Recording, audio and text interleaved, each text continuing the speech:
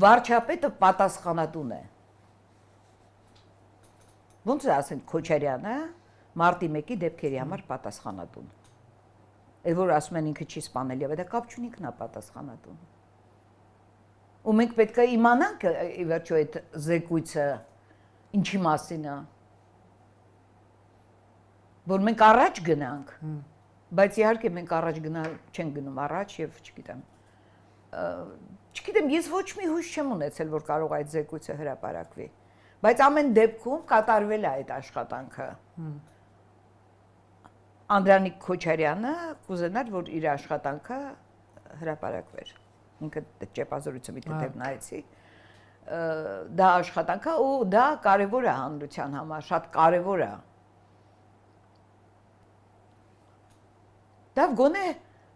ինչ որ մաս հրապարակեք, այսինքն ոչ մի մաս չեն կարող հրապարակել։ Նշանակում է բաներ կան, որ չուզենալով էլ